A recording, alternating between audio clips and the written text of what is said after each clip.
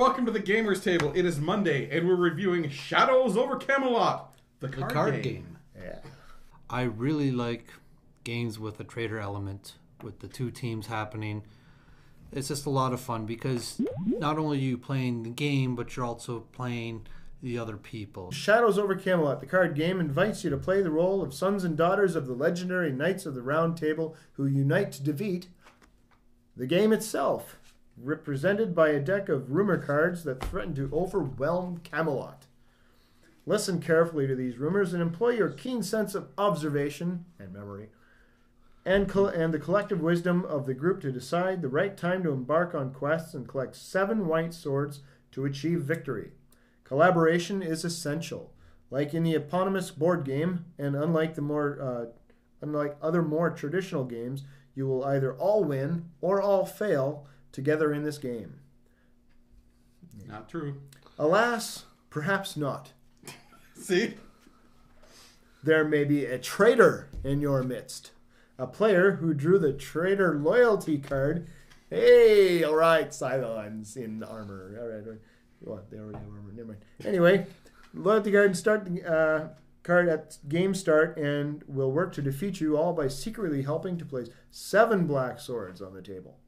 Your goal is to make sure you get 7 white swords first. It's Shadows over Camelot, the card game. Which means it's not as long as Shadows over Camelot, the board game. Or Shadows over Camelot, the lunchbox. Shadows over Camelot, the flamethrower. The kids love that one. We start off by taking all the Morgan cards out of this, selecting 6 of them, 7 if you have the bonus cards that come with the game at some cons and so forth. We got them. And shuffling those in and keeping the rest out. You only keep some of them. So not all of them are going to be seen all the time, which is good because some of them are bad, some of them aren't. It's the same as the Merlin cards. They're supposed to all help you. Some of them help you, some of them you don't. Yeah. Anyway, shuffle that deck up. Separate these tokens into 2 identical piles of the 5 quests. They don't tell you to do that in the rules, but you need to do that, and there's a big reason why. Yeah, we'll they get to that. Represent Then, all the quest types. Count out 1 good guy for each person in the game, 1 more good guy, and 1 traitor. If you're playing the 7-player game, yes, this goes up to 7 players, everything comes in. Now, and like Battlestar Galactica, there's a sleeper phase. When the Tristan card, or something, I can't remember her name, or Etienne card, Vivian. When that card comes up, the person who draws it, there's a bunch of French girls. Come on. Is they all wearing the French maid outfit? When that card comes up, the person who drew it takes one of the 2, there will always be 2 leftover cards, and passes the other one without looking at it to somebody. Now, maybe one of you was already the traitor. Maybe one of you has just become the traitor. But it's your choice to keep the traitor card or just put it back. And the Vivian card may come up again after you shovel the deck, and people may go through the loyalty cards again. The big thing is if the traitor card comes up, There's a message for you. Yeah, yes. But it's not a live message. It's just an email. But what the hell was I talking about? Oh, if you draw the traitor card and you get rid of that thing, you have the possibility of keeping it, but there's already 5 white swords on the table and no black ones, probably shouldn't be the traitor. Yeah, you probably won't win the game as a traitor. But it is fun to be the traitor. Yes, and unlike Battlestar Galactica, this game doesn't go on for 3 hours. So when somebody's the traitor... 3 hours would be a fast game for Battlestar Galactica. So if somebody's the traitor, you don't get mad at them because it's not that long before maybe they're not the traitor. It's like Saboteur, that dwarf digging game. You're not the traitor for so long that you can get annoying. That's a fun little game too. Yeah. The traitor really adds a lot of extra fun, a lot of extra suspicion. It's sort of like, yeah, you say we can quest, but I don't believe you. I mean, and that can go either way, whether you're saying that as a traitor or whether you're saying that as one of the heroes. But this really comes down to a memory game. Oh, yeah. Yes. Oh, yeah. As you're drawing the cards up, 2 picked. What you're trying to do is go on the quest when you figure the number is between 11 and 13, the total. And there's 5 different quests to go on. You got the Excalibur, you got the Pict and Saxon, you got the Dragon, and you got the Grail. Just like the board game. Just like the board game, yeah. And they're worth different swords for completing. But not as hard as the board game. No, definitely not as hard as board game. Unless your memory sucks. But you'll be drawing those, and you'll be putting them on top. So you have to remember what's in that pile. You can never go through it again. So once you figure it's around that value, and that quest card happens to be up, then okay, I'm going to go quest for it. Yeah. And then you count it up. If that quest is between 11 and 13, you succeed and get that amount of swords. If any other quest that's represented in that pile when you go on that quest is above 13, you also fail those as well. So you can't let it build up for too long. Yeah. And most of the cards have a certain value on them, like 2, 3, 4, or 5. But some of them have the question mark on there. Generally, if a Morgan or whatever card, Merlin card, doesn't alter that, they will... what is it?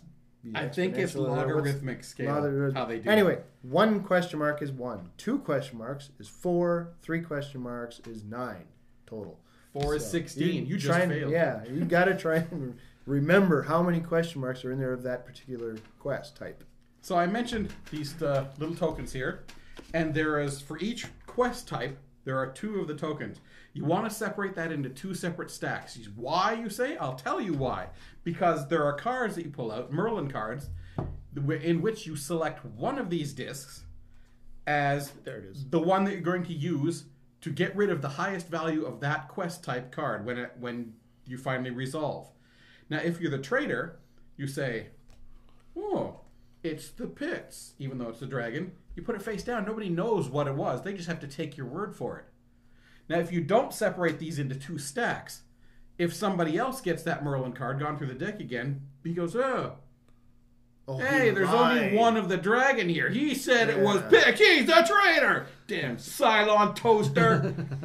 So that's why you do that. They don't tell you to do that in the rules, but it's really obvious that it needs to be done. It makes sense, yes. Mm-hmm. 2 separate piles for the 2 separate cards. Yeah, the Morgan cards have all sorts of different things. Like some change it that only 12 and 13 is a success. Yes. Some change that all your question marks are worth 1 instead of their exponential logarithmic scale. Each quest is either 1 extra sword, either dark or light. Yeah, this will add an extra sword. Yeah, depending. There it is. So they're nice little additions to it. There's a Morgan card where instead of saying what you get, you just have to start counting. So Chris draws a card, he says 1. The next guy says 2, 3, 4, 5. Until a Merlin card's drawn, you keep doing that.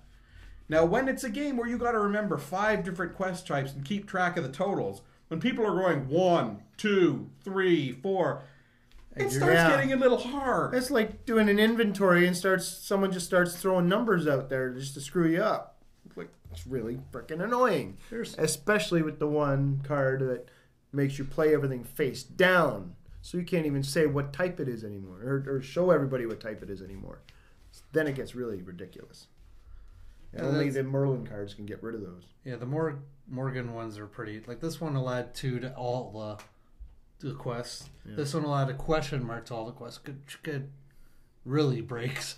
Or the question marks equal 1, so they don't become like 1 for a question mark. That one I don't mind so much. That one could probably save your butt. Yeah, it's possible, yeah. But it is a very good game. Hi, Craig here with your Dungeons & Dragons update. Recently released, the Curse of Undecked Faction Pack for Dungeon Command. As with every one of the faction packs, and this is the 4th one released so far, you get 2 leaders, a rule book, double-sided dungeon tiles, all the cards you need to play the game, and the cards you need to add these beasties to a Chardalon, Ravenloft, or Drizzt. You get all the chits and tokens you could ever want, and you get more of these wonderful Dungeons & Dragons completely painted miniatures. So if you haven't played this game before, you are all bringing a faction to the table. It will play up to 4 players, each player bringing a faction pack of his own, or up to 4 players with only 2 faction packs split up amongst the 4 players. And you will set the map up, And you will take turns putting your creatures out, moving your creatures out, and attacking other creatures. The first guy to go to 0 morale ends the game, and at that point, the player with the highest morale is the one who's going to win. So it's not a last man standing game. It's a first man down game.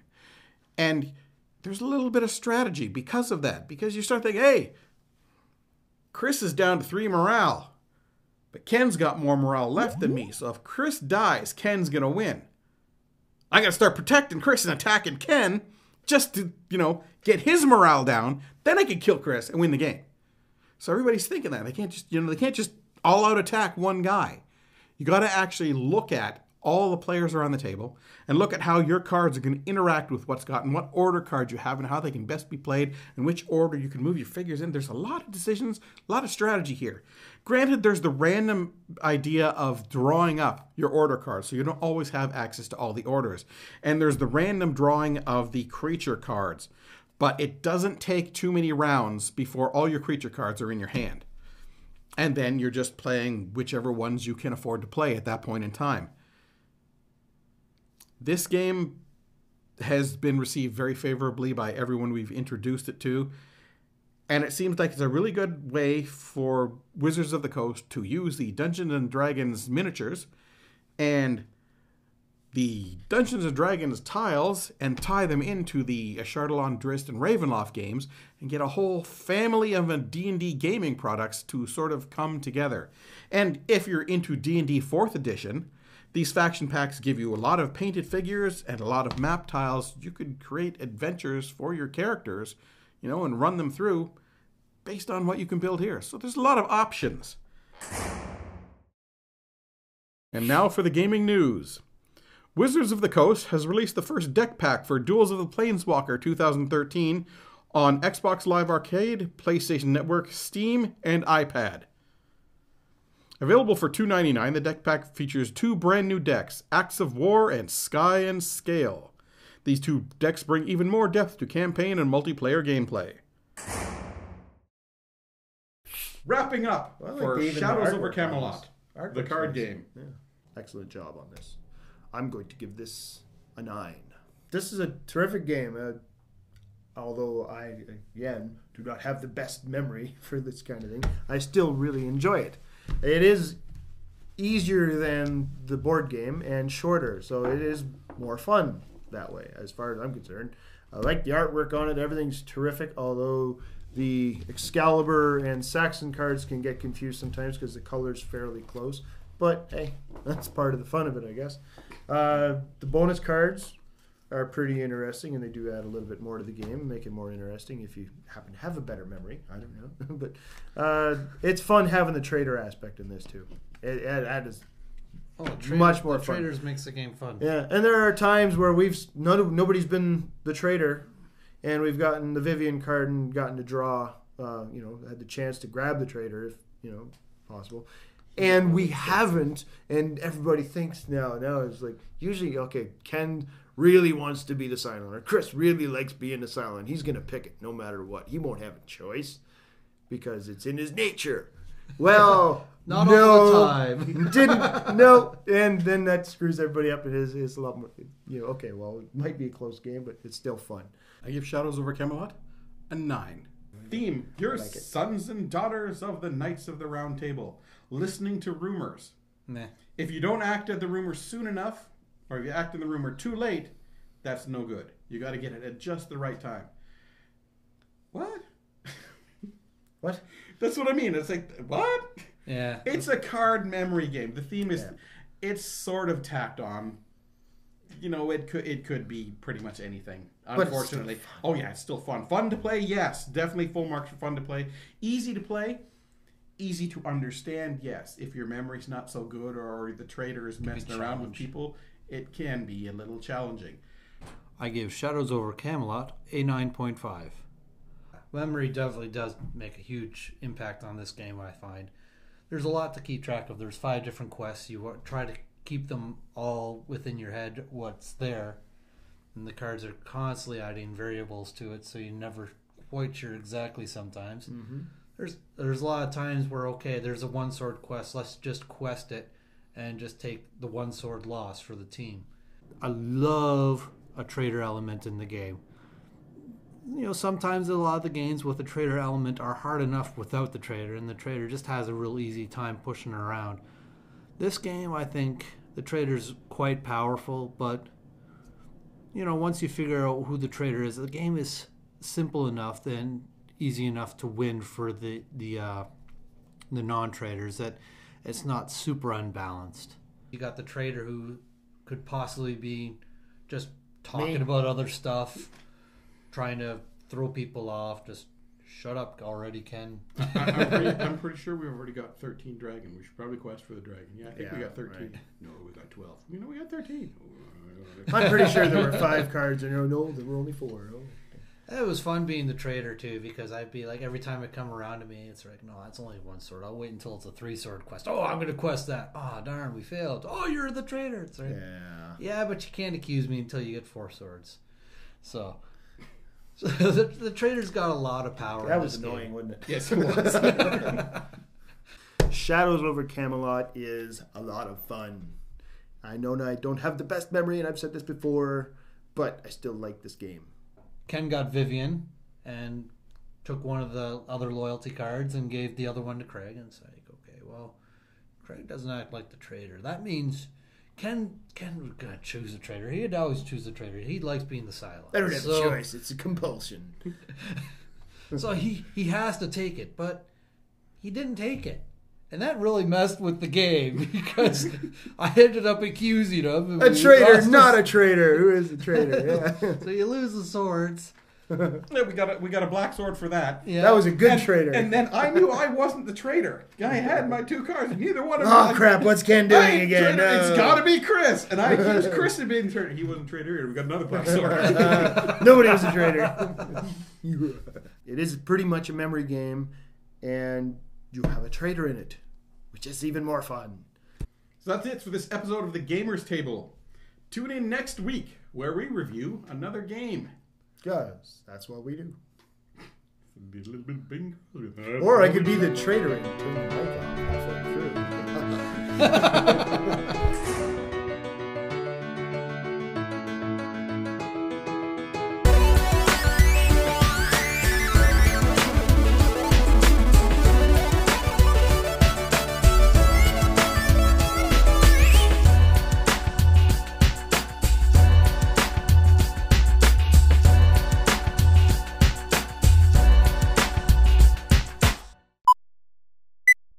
Hello and welcome to the Gamers Table. It is Monday, and we're reviewing Shadow... Shadow burps. Good blooper. All right. Oh, damn that barks. This is the rule? Wow. Bark says bite. Damn that barks. Woo! But at the same time, wow, I just lost it there. Anyways...